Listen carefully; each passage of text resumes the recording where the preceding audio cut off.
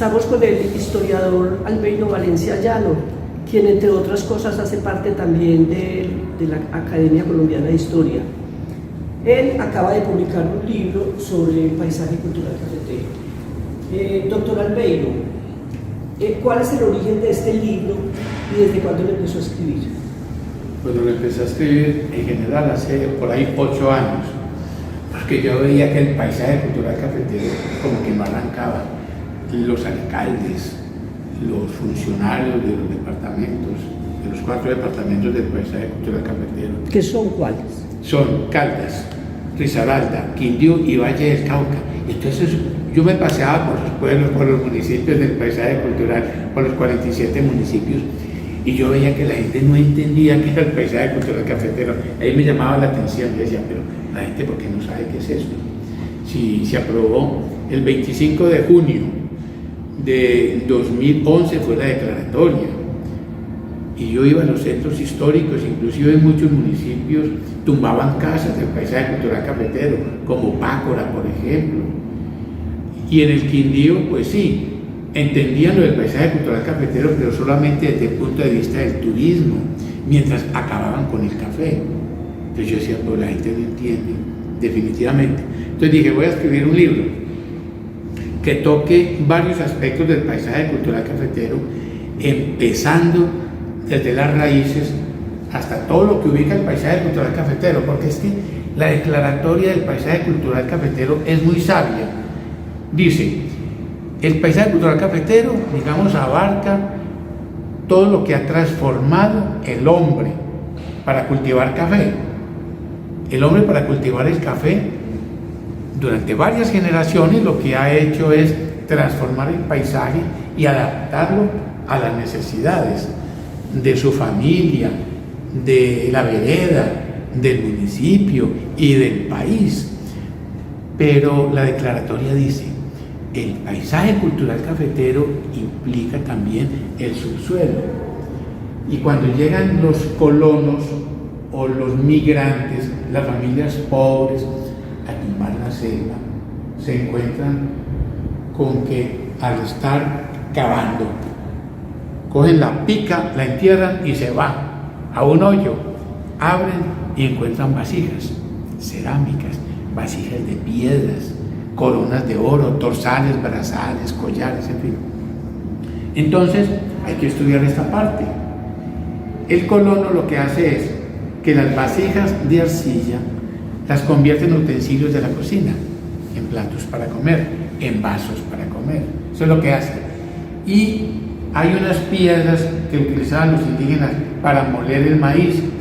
Los colonos también lo utilizaron para la masa, amasar el maíz y hacer las arepas. Entonces yo dije, voy a estudiar todo esto de acuerdo con la declaratoria del paisaje cultural cafetero. Entonces lo que hice fue que dividí en 6 partes, 6 capítulos. El primer capítulo, las comunidades indígenas. Segundo capítulo, cuando llegan los españoles y viene ese choque con las comunidades indígenas. El tercer capítulo ya es la República.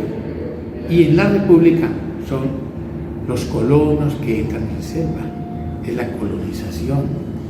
El cuarto capítulo es el café, es la cultura cafetera. El quinto capítulo es la cultura popular, que las trovas, que los mitos, las leyendas. Y el último capítulo, esos 2 últimos capítulos a mí me gustan mucho. Y el último capítulo ya es lo que tiene que ver con la pertenencia, los símbolos de pertenencia, que la arepa, que el maíz, que el aguado, que el machete, que el carriel, que el campero, el jeep campero, pues. Entonces hago un recorrido durante un periodo de 500 años por todo el paisaje cultural cafetero, o sea, arranco de las comunidades indígenas y entro al hoy, al café, pero el café hoy, con su crisis, con sus ventajas, con todo, mostrando cómo el café es el que crea el mercado interno y que en realidad ayuda a construir la región, el país y produce divisas. para el país. Ese es un recorrido. Entonces, en ese libro yo presento imágenes, fotografías, de herramientas que la gente no conoce. El winche, la gente no sabe qué es eso. El calabozo, que es un machete curvo, la gente no sabe qué es eso. Muestro puentes de madera, la arriería, de mulas, de bueyes, muestro al arriero, los utensilios de cocina. Eso es lo que hago en ese libro. Profesor, en estos 14 años de declaratoria por parte de la UNESCO del Paisaje Cultural Cafetero, se han tenido muchas controversias sobre la importancia de este proyecto. Explíquenos usted para qué se hizo esta declaratoria. A ver, la declaratoria en realidad salió por la crisis del café, simplemente. Pero primero hay un grupo grande, digamos, de arquitectos de la Universidad Nacional, aquí en Manizales, que pensaron que Salamina se declarara Patrimonio de la Humanidad. Y ellos empezaron a estudiar a Salamina, toda la historia de Salamina, el centro histórico, y lo presentaron a la UNESCO. Y la UNESCO les dijo, no, hay muchas ciudades patrimoniales, ¿por qué no cogen ustedes un territorio? Cojan ustedes un territorio, y un territorio grande. Entonces dijeron, claro, y como el café venía de crisis, el café venía de capa caída, lo que hizo la UNESCO fue ayudarnos. Lo que hizo la UNESCO fue ayudar a que este territorio, que tenía crisis de café, por la baja del precio del café, como había una crisis grande, y las comunidades, pues muchas comunidades empezaron a tumbar el café para sembrar otros productos, que aguacate y otros productos. Entonces la UNESCO lo que nos dice es, nada, el turismo, España vive del turismo, Europa vive del turismo, ustedes pueden vivir del turismo, así como Cartagena o San Andrés viven del turismo, entonces viven ustedes del turismo, necesitan volcarse hacia el turismo, pero un turismo donde digamos, el turista se encuentre con lo autóctono, es decir, que el turista de Estados Unidos, de Londres o de Bogotá o de Cali llegue a una finca tradicional, no una finca con una casa artificial disfrazada, no un falso histórico, sino una finca como dice uno para Neira, para Pueblo Rico, por ejemplo, Pueblo Rico, y hay una finquita de 5 hectáreas, con una casa vieja de bareque, con gallinas y cerdos, con una vaquita, con un caballo y una mula, y un fogón de leña, y en ese fogón que el turista vea cómo hacen las arepas por la mañana, y que al turista por la mañana le den una postrera de leche de vaca recién ordeñada, y que sea un sancocho, no que le den una trucha, no, un sancocho con plátano, arracacha, con sidra, un sancocho de gallina, digamos, o carne de cerdo, pero pues ojalá carne de gallina criolla, de esos que se ven caminando por ahí, que la enana, que la negra, que la zarabiada, que la copetona, que la Nicaragua, que la chusca. Entonces, esos elementos tradicionales que estaban vivos hace 150 años, que hoy se rescaten. Entonces, ¿el turista qué hace? El turista levanta por la mañana y ve ese ambiente tan agradable, la gallina picoteando por aquí, la señora lo invita a que se coma una arepa con mantequilla y que se tome un cafecito, pero ojo, un café no comprado, pues, sino un café organizado allí, despulpado allí, secado allí, tostado allí, y que le muestren al turista todo ese proceso del café, que se lo muestren todo.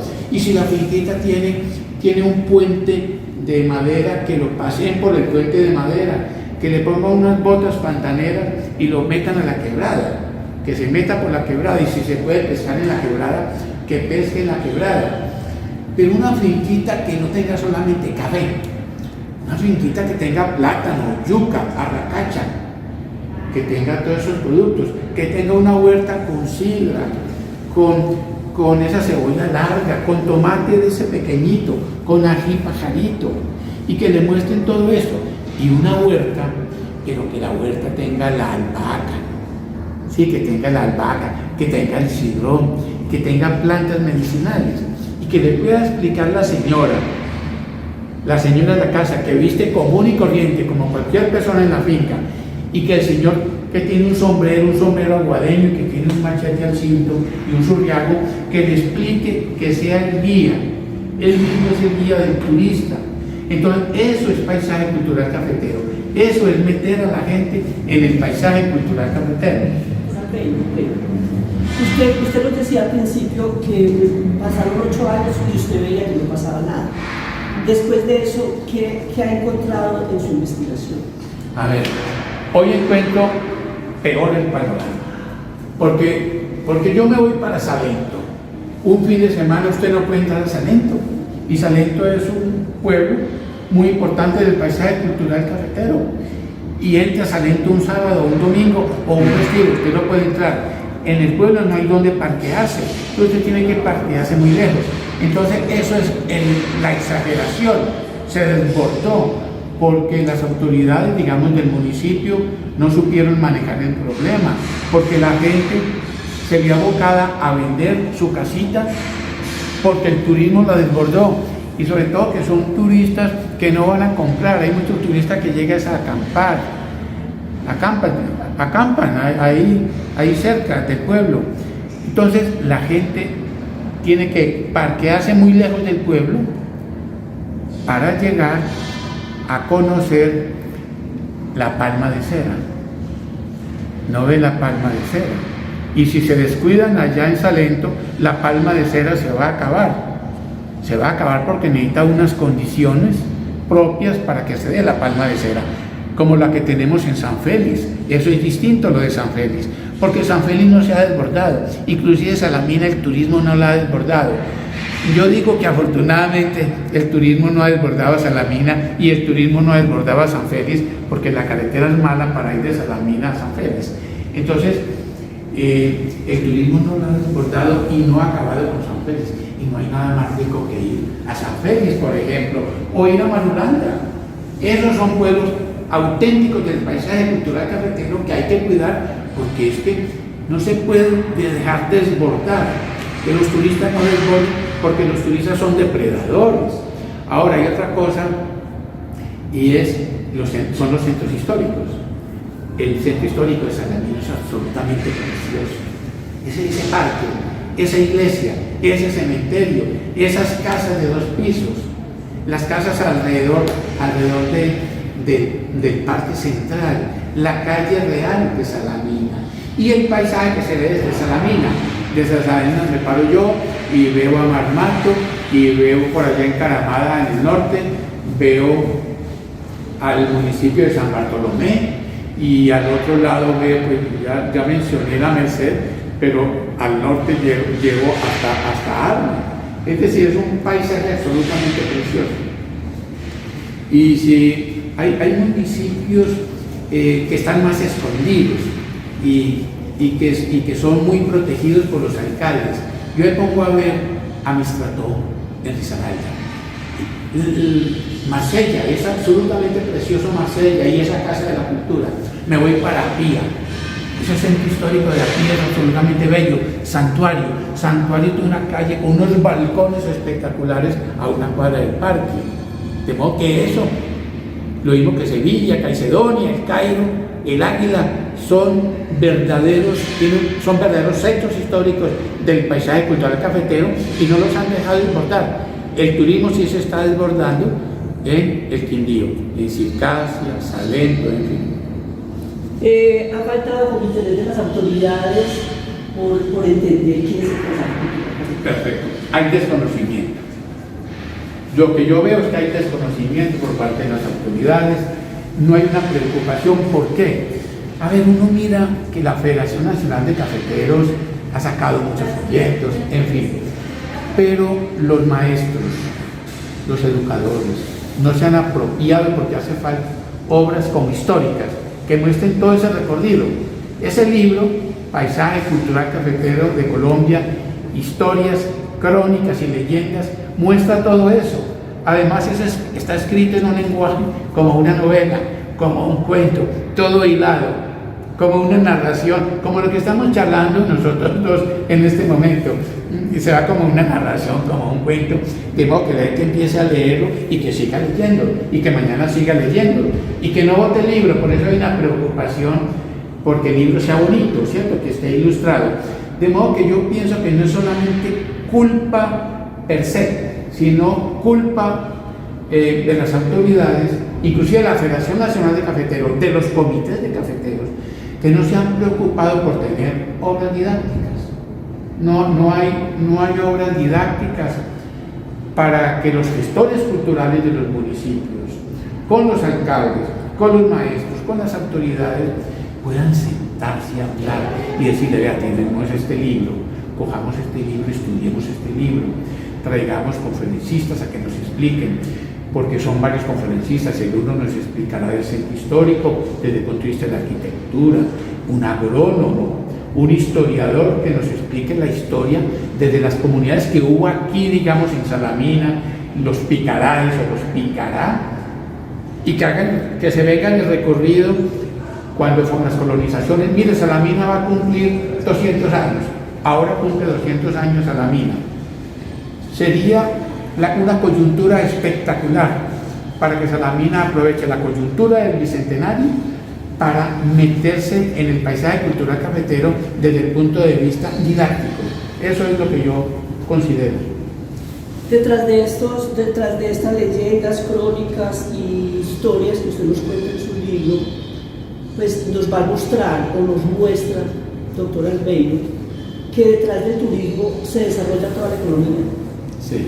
Que es lo que la declaratoria, me imagino yo, que persigue, que haya un desarrollo económico en toda esta región. Exacto, que el turista llegue y que compre lo que produce el municipio o el corregimiento, que compre lo de allí, que compre café orgánico producido en la finca de don Aparicio, en la finca de don Jorge Gómez, en la finca de don Alberto Estrada, que compre lo que producen allí, que es café orgánico, que consumen en Salamina huevos al vapor, que consuman la macana, que es tan propia de Salamina, que en Neira consuma el corcho, que compre corchos en Neira, y que se vaya para Manizales y se pasee, como hacemos nosotros los domingos en Manizales, por Chipre a comer obleas, por ejemplo. Es decir, consuma lo propio de allí, que se vaya para Aguadas y en Aguadas vea el sombrero aguadeño, entienda qué es el sombrero aguadeño, cuál es la historia del sombrero aguadeño, que se la cuente, que vaya a los talleres donde están las tejedoras o los tejedores y que copie un sombrero y que se lo ponga y que el aguadeño se sienta feliz viendo el turista poniéndose el sombrero, pero el mismo aguadeño tiene que saber cuál es la historia de ese sombrero hecho de hoja de Irak. Que la gente entre a los templos y que los sacerdotes dejen que la gente entre a los templos y que la gente vaya al cementerio. Hay una cosa muy bonita del paisaje cultural cafetero y es la plaza de mercado. Mire, la plaza de mercado de Manizales es una belleza y la plaza de mercado de Río Sucio es espectacular. Uno ve al turista que llega a la plaza de mercado de Río Sucio y se emboba mirando que aquella señora vende plantas medicinales, que allí venden, que venden sancocho, que venden caldo de pajarilla, por ejemplo, que allí venden papas, pero papas producidas por ellos mismos, que allí venden chicha, que allí venden guarapo. Es decir, uno se deleita en esa plaza de mercado. La panela es panela producida allí. Lo mismo pasaría con Supía, con las colaciones de Supía y con la panela que produce Supía. Que el turista llegue y compre esa panela y compre esas colaciones y que vaya a Marmato y que en Marmato le expliquen ese cerro del burro, ese cerro del oro de Marmato y cuál es la historia de Marmato. Es eso, es que la gente se apropia de la historia. Y no solamente eso, yo cuento allí los mitos y las leyendas, porque son distintas las brujas de Salamina, las brujas de Río Sucio, el duende y el hojarasquín del monte, digamos, de Pácora, son diferentes a los de Aguadas. Y todavía en algunos municipios hay calles empedradas. Hay que decirle a los alcaldes que hay unas calles empedradas que hay que cuidar. Esas calles empedradas son preciosas. Uno ve a un turista que llega a una calle empedrada y lo que primero que hace es sacarle fotos a la calle empedrada. Pero si nosotros le metemos a esa calle empedrada, bien linda que es, y le metemos encima cemento, pues nos la tiramos a la calle empedrada. En algunos municipios hay pesebreras, y entonces uno puede ver todavía el campesino que llega y a herrar el caballo, le entrega el caballo para que le pongan herraduras, y el turista es encantado sacándole fotografías. Eso es precioso, eso es lo que hay que rescatar. Albeiro, esta declaración de la UNESCO como paisaje cultural cafetero tiene, me parece a mí, como una intención muy importante, que es recuperar la memoria de los pueblos con todo lo que usted nos está contando y traerla como al mundo contemporáneo. Sí, y la gente no ha entendido cuál es el sentido, porque la gente no ha leído bien la declaratoria del patrimonio cultural tangible e intangible, porque está la literatura. La UNESCO tiene en cuenta la literatura de cada municipio, que es las novelas, que los cuentos, que los ensayos, que los libros históricos. Y uno cuando llega a un municipio y pregunta por el archivo, ¿qué ve? Que en la mayoría de los municipios han destruido los archivos municipales. Entonces la gente no lee, no tiene dónde escarbar, leer para hacer las monografías. Y la otra cuestión, yo pienso mucho en los maestros, es que muchas veces los maestros que nombran para Pácora no se quedan en Pácora en 6 meses o 1 año, y luego pide que los trasladen para Salamina, que es una ciudad más grande, o para Aguadas o para Manizales. Entonces el maestro no alcanza a entender la historia del municipio. Si conocía la historia del municipio de Pácora, de Aguadas, de Salamina, de Neira, de Anasazo, podía contarle a los estudiantes, a sus alumnos, la historia, y el estudiante se interesa, se apropia de la historia. Y la otra cuestión, los maestros no tienen relación con los padres de familia, con los abuelos, y son ellos los que manejan la tradición oral, manejan la historia del corregimiento, la historia del municipio, conocen de mitos, de leyendas. Y aprovechar que en esta época hay tanto adulto mayor, ¿no? Afortunadamente, pero a mí me da mucha tristeza cuando se muere un viejo sin entrevistar, porque se murió un libro, una enciclopedia, una biblioteca. Pero, ¿qué pasaría si perdemos la declaratoria de paisaje cultural cafetero? La declaratoria se pierde si se empiezan a destruir centros históricos. Si municipios, si departamentos como el Quindío siguen acabando con el café. El Quindío acabó con muchos minifundios. Los minifundios que producían maíz, trigo, yuca, plátano, arracacha, el cafecito, la finca antártica esta, con una casita. Eso tumban todo y hacen un condominio.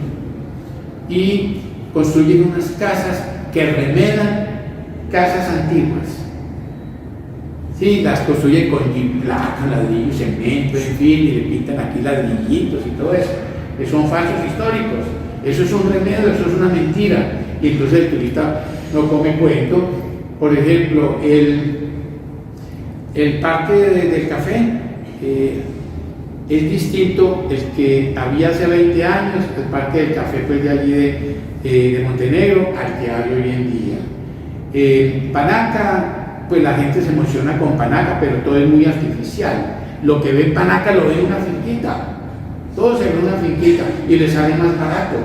Y es la gallinita en su medio natural, no enjaulada, ¿cierto? Y el cerdo por ahí moviéndose y la vaquita bramando allí, no ahí metida, no todo artificial. De modo que si quitan la declaratoria es una desgracia.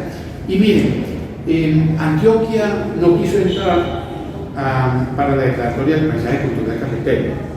Cuando se limitó a Antioquia y a Tolima, desde el año 2008 para que ingresaran al paisaje cultural cafetero, para mandar toda la documentación a la UNESCO. La Secretaría de Cultura de Antioquia dijo que no, y el gobernador del Tolima dijo que no. Y imagínense, hoy en día Sonsón, Abejorral, El Jardín, son pueblos auténticamente de paisaje cultural cafetero. Entonces, si nos quitan la declaratoria, nosotros, otros municipios seguirán ya con la propaganda del paisaje cultural cafetero. ¿Qué tal Murillo? Murillo es un municipio absolutamente precioso, debería estar en el paisaje cultural cafetero. Sin embargo, la gente muy inteligentemente, la gente de Murillo dice, nosotros somos paisaje cultural cafetero.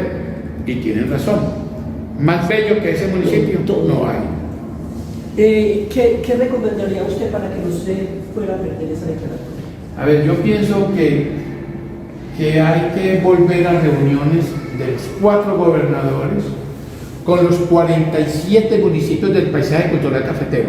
Son 47 municipios con sus centros históricos, pero hay otros 4 municipios, en general son 51, hay otros 4 que están alrededor del área urbana. Por ejemplo, aquí tenemos aquí a este municipio, siempre me olvida el nombre, junto a la Virginia, municipio caldense, Viterbo está dentro del paisaje cultural cafetero, no el centro urbano, pero sí por el café, digamos a su alrededor. El Águila, en el Valle del Cauca. El centro histórico no hace parte del paisaje cultural cafetero, pero el área a su alrededor sí. De modo que a veces necesitaría que los alcaldes de esos 51 municipios pues se reunieran y hablaran cómo impulsar todo, pero son divorciados.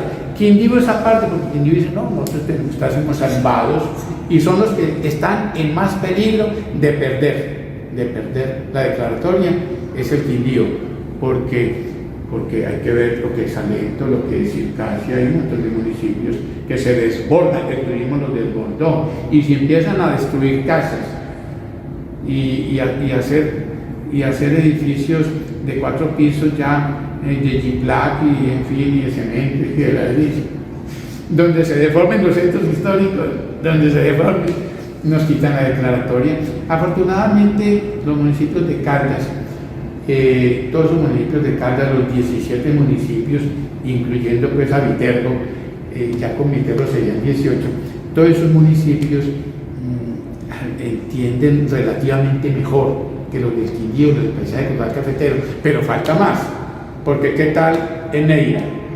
Que el anterior alcalde hizo un edificio allí, un edificio para afectar el parque. Eso es increíble. Si alguien está contra el paisaje cultural cafetero y saca fotos, a Neira lo pueden castigar. A Neira podrían castigar a Neira por ese adefesio de ese edificio que construyó en pleno parque. ¿Qué es eso? Que tapa el paisaje. No, así no podemos.